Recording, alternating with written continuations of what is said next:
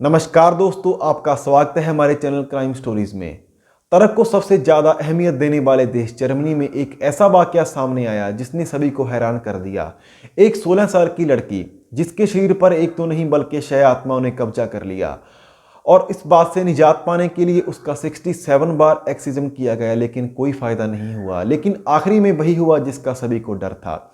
दुनिया में ऐसे लोगों की तादाद लाखों या करोड़ों में है जो झाड़ फूंक जैसी बातों पर हद से ज्यादा यकीन करते हैं, लेकिन कुछ लोग इसको वहम मानते हैं। लेकिन इस दुनिया में कुछ ऐसे भी किस्से हैं जो इस वहम पर यकीन करने के लिए मजबूर कर देते हैं। भूत प्रेत टोना टोटका झाड़ फूंक जैसी बातों को आज के इस तरक्की पसंद जमाने में बेशक तवज्जो नहीं दी जाती, मगर ये इंसानों के बीच गहरी जड़ें जमाने वाली एक ऐसी सच्चाई है जिससे पूरी तरह से मुंह भी नहीं फेरा जा सकता। ऐसा ही एक किस्सा जमाने के सामने आया आज से करीब 72 ईयर्स पहले। ये बात 1951 की है। जर्मनी का एक शहर बवारिया। इस शहर में रहने वाली एनालिस मिशेल अपनी जिंदगी में ऐसी कठिनाइयों से जूझती रही जिसने उसके और उसके परिवार के सपनों को साकार होने से पहले ही मिटिया मेट करके जमीन में दफन कर दिया। क्योंकि दावा यही किया गया कि ये सब कुछ इसलिए हुआ क्योंकि उसका अपना शरीर एक तो नहीं बल्कि 6 आत्माओं का घर बन चुका था। गले से नीचे ना उतरने वाली इस बात की सच्चाई क्या है, इसके बारे में कोई यकीन से नहीं कह सकता। अलबत्ता एनालिस मिशेल और उसके परिवार पर क्या गुजरी, इसके कुछ चश्मदीद जरूर हैं। चश्मदीदों ने जो बताया और किस्सा सुनाया वो बातें ना सिर्फ हैरत में डालती हैं बल्कि रोंगटे तक खड़े कर देती हैं। असल में ये किस्सा और किस्से में जो कुछ भी होता हुआ बताया गया वो सब कुछ एक ऐसे देश में हुआ जहां साइंस को सबसे ज़्यादा अहमियत दी जाती है। साइंस जानी जो कुछ भी तरक्की की कसौटी पर खरा उतर सके, लेकिन जो तरक्की की कसौटी पर खरा नहीं उतरता उसे वहम मान लिया जाता है। यानी किसी भी सूरत में जहां अंधविश्वास को कोई जगह नहीं दी जाती। एक लड़की के शरीर में 6 आत्माओं के होने वाली बात भी साइंस को सबसे ऊंचा दर्जा देने वाले देश जर्मनी की जमीन की कहानी है। दरअसल एनालिस मिशेल जब 16 साल की हुई तो एक गंभीर बीमारी ने उसे जकड़ लिया। घर वालों ने इलाज में कोई कमी नहीं छोड़ी, बावजूद इसके वो ठीक नहीं हुई, बल्कि गुजरते दिन के साथ उसकी सेहत और खराब होने लगी। वो उसे एक ऐसी बीमारी हो गई जिसमें मरीज की ना सिर्फ यादाश्त जाती है बल्कि उसका अपने शरीर पर नियंत्रण भी खत्म हो जाता है।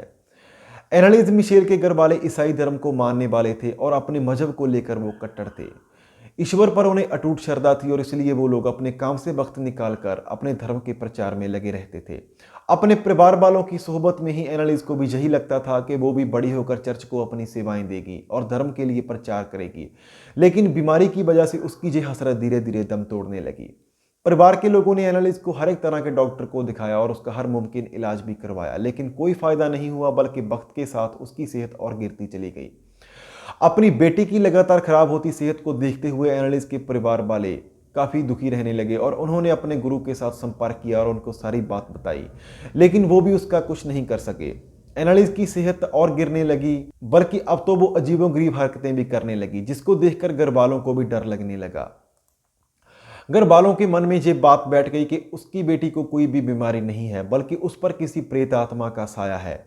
इसी विचार में उलझे एनालिस के माता पिता ने अपने एक जान पहचान के शख्स को घर बुलाया जो झाड़ फूंक का काम करता था। एनालिस के पिता उसे लेकर अपने घर आए और अपनी बेटी के कमरे में आ गए। उस वक्त एनालिस अपने बिस्तर पर नहीं थी बल्कि वो फर्श पर बैठी हुई थी। जिस शख्स को एनालिस के पिता लेकर आए थे उसे देखते ही एनालिस ने फर्श पर ही पेशाब कर दी और उसको अपनी जीभ से चाटने लगी। इसके अलावा उसने वहीं पड़े एक कोयले को उठाकर उसे चबाना शुरू कर दिया। उस शख्स ने एनालिस को देखकर जिस बात पर सबसे ज्यादा गौर किया वो था कि ऐसी हरकत करते समय एनालिस के चेहरे पर एक अजीब सी स्माइल थी। वो ना तो खुलकर हंसती थी और ना ही खुलकर रोती थी, लेकिन वो अपने चेहरे पर हाव भाव बहुत तेजी से बदलती थी। एनालिस की ये हालत देखकर उसे यकीन हो गया कि वो किसी बीमारी की चपेट में नहीं है बल्कि उस पर किसी शैतान का साया है। तब उस शख्स ने एनालिस के माता पिता को झाड़ फूंक यानी एक्सिजम करने की सलाह दी। अपनी बेटी की हालत को देखकर करीब करीब टूट चुके एनालिस के माता पिता को कोई समझ में नहीं आ रहा था, लिहाजा उन्होंने सलाह मान ली और उसे झाड़ फूंक करने की इजाज़त दे दी। तब चर्च के पादरियों ने तंत्री क्रियाएं करने का इंतजाम किया। सबसे हैरानी की बात ये थी कि जब इन क्रिया को किया जाता तो एनालिस को मोटी मोटी जंजीरों से बांध दिया जाता ताकि वो हिलजुल ना सके और एक जगह से दूसरी जगह ना जा सके और वो एक जगह टिक कर बैठ सके। झाड़ फूंक की गई, लेकिन हर गुजरते पल के साथ उसकी सेहत और भी खराब होने लगी। कई बार झाड़ फूंक करने वाले पादरियों ने फिर अपनी तरह के टोटके किए और तब इस बात का पहली बार खुलासा हुआ कि एनालिस के शरीर पर एक तो नहीं बल्कि 6 आत्माओं का कब्जा है। जहां तक कि पादरियों ने अपने तजुर्बों और तंत्र मंत्र के जरिए यह भी पता लगाया कि एनालिस के शरीर पर घर बना चुकी आत्माओं के नाम क्या क्या है। पादरियों ने बताया कि एक आत्मा का नाम है नीरो, जबकि दूसरी का नाम जूड्स, तीसरी केन, चौथी आत्मा का नाम हिटलर, पांचवी आत्मा का नाम वैलेंटीन और छठी आत्मा का नाम लूसीफर है। पादरियों ने यह भी बताया कि इन तमाम आत्माओं के अलग अलग रोल हैं जो एनालिस को किसी भी सूरत में चैन नहीं लेने दे रहे। कहा जाता है कि जिस वक्त एनालिस पर यह तंत्रिक क्रियाएं की जाती तो उसका बुरा असर पादरियों को भी झेलना पड़ता।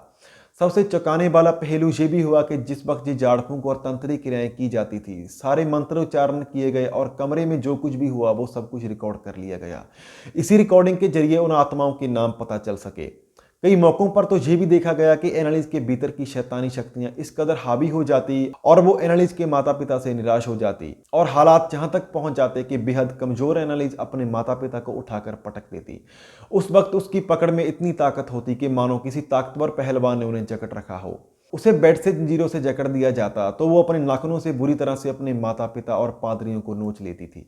हालात इस कदर बेकाबू हो जाते कि कोई भी एनालिस के कमरे में दाखिल होने से पहले डरता था। ऐसे में जब एनालिस के पास कोई नहीं होता तो वो खुद पर ही हमला करके खुद को घायल कर लेती।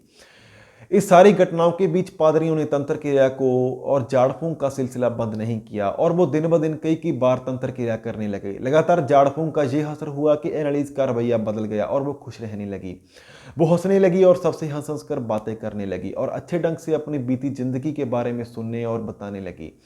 घर वालों को ऐसा लगने लगा कि अब झाड़ फूंक का असर होने लगा है और उनकी बेटी अब ठीक होने लगी है। लेकिन घर वालों के लिए ये खुशी के पल चंद दिनों के ही थे, क्योंकि इसके बाद अचानक एनालिस ने खाना पीना सब कुछ छोड़ दिया और उसकी सेहत बहुत तेजी से गिरने लगी। तंत्रिक क्रिया करने वाले पादरियों ने जब उससे पूछा तो उसने खुद बताया कि उसको कोई अंदर से ऐसा है जो रोक रहा है कि वो कुछ भी खाए पिए ना। खाना पीना छोड़ने का असर ये हुआ कि वो कुपोषण का शिकार हो गई। उसका शरीर कमजोर होने लगा। पादरियों ने अब और झाड़ फूंक का सिलसिला तेज कर दिया। 30 जून 1976 को रात के वक्त जब उसकी आखिरी बार झाड़ फूंक हुई तब उसने पादरियों से कहा कि अब वो थक चुकी है और अपने शरीर से छुटकारा पाना चाहती है। और इतना कहकर 23 की एनालिस बुरी तरह से रोने लगी। उसकी ये बात सुनने के बाद उसके माता पिता भी रोने लगे, जहां तक कि पादरियों की आंखों में भी आंसू छलक उठे। इतना कहने के बाद एनालिस सो गई और फिर कभी नहीं उठी। कहा जाता है कि 1 जुलाई को सुबह सुबह एनालिस ने एक लंबी सांस ली और उसके बाद हमेशा के लिए आंखें मूंद ली। एनालिस की मौत के बाद डॉक्टरों ने उसका पोस्टमार्टम किया और पता लगा कि उसकी मौत की वजह कुपोषण है। तब डॉक्टरों ने एनालिस के माता पिता को कहा कि अगर वो समय रहते उसका डॉक्टरी इलाज करवा लेते तो शायद उनकी बच्ची आज जिंदा होती। लेकिन उन लोगों ने डॉक्टरी इलाज की बजाय झाड़ फूंक को चुना, जिसलिए उनकी बेटी की मौत हो गई। आप हमें कमेंट करके जरूर बताएं कि आपको हमारी स्टोरीज किस तरह की लगती हैं और हमारे चैनल को सब्सक्राइब कर लें और बेल आइकन को प्रेस करें। हम मिलते हैं आपको एक नई कहानी के साथ। तब तक के लिए नमस्कार।